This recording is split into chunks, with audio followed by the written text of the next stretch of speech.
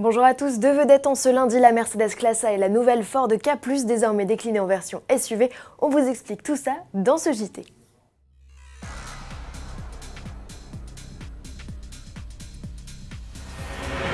La voilà, la nouvelle Classe A. Mercedes a présenté la 4e génération de la compacte lors d'un grand événement à Amsterdam. Vous avez peut-être croisé son regard dans le week-end sans forcément tout savoir d'elle. Voici donc des détails sur cette rivale des BMW série 1 et Audi A3.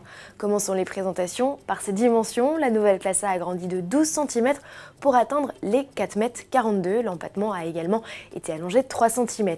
Le capot plus long n'est donc pas juste une impression. Justement, question look, vous aurez remarqué l'arrivée de projecteurs plus effilés à l'avant comme à l'arrière et d'une calandre plus verticale.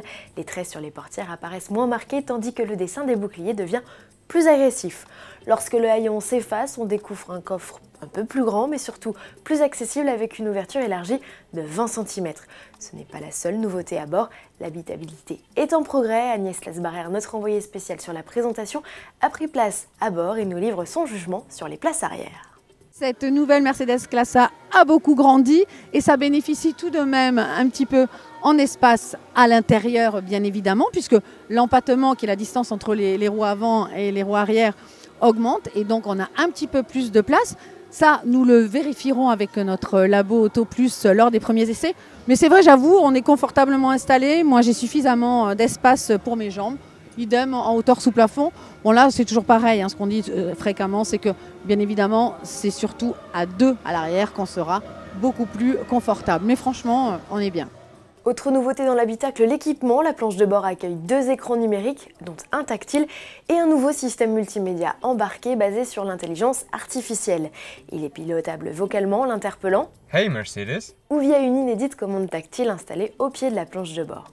Plus high-tech, la Classe A est aussi plus sûre avec l'entrée en matière de nombreuses aides ainsi qu'un dispositif de conduite semi-autonome. Et sous le capot, de nouvelles motorisations développées en partenariat avec Renault font leur entrée. À son lancement, la compacte sera proposée avec un diesel de 116 chevaux et 2 essences de 163 et 224 chevaux. Le premier sera d'office associé à une boîte mécanique, les autres à une boîte double embrayage à 7 rapports. Une déclinaison sportive et hybride de la Classe A est attendue, tout comme la transmission intégrale prévue à l'automne 2018. Pour économiser quelques litres de carburant, Mercedes introduit sur la Classe A le Air Panel, un système d'ouverture-fermeture d'ailette dans la calandre, ainsi qu'un dispositif de coupure des cylindres sur la version A200. La nouvelle Classe A, visible au Salon de Genève en mars prochain, sera officiellement lancée au printemps. Les prix seront communiqués ultérieurement. Autre nouveauté à découvrir dans les allées du Salon de Genève, la Ford Focus. Non, le constructeur nous la réserve pour le mois d'avril.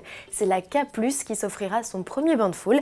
18 mois à peine après son lancement, la citadine s'offre une cure de jouvence et voit débarquer par la même occasion une variante crossover baptisée comme sur la Fiesta Active. Garde au sol surélevé de 23 mm et kit carrosserie façon SUV caractérise ce nouveau modèle. Il hérite par ailleurs comme la K+ traditionnelle d'une nouvelle calandre et d'inédits boucliers. À bord, le système multimédia de 3e génération avec écran tactile de 6,5 pouces fait son apparition. Pour se dire davantage la clientèle, la K+ profite d'équipements jusqu'alors indisponibles, clim automatique, pare-brise chauffant, caméra de recul ou encore phare et essuie-glace automatique.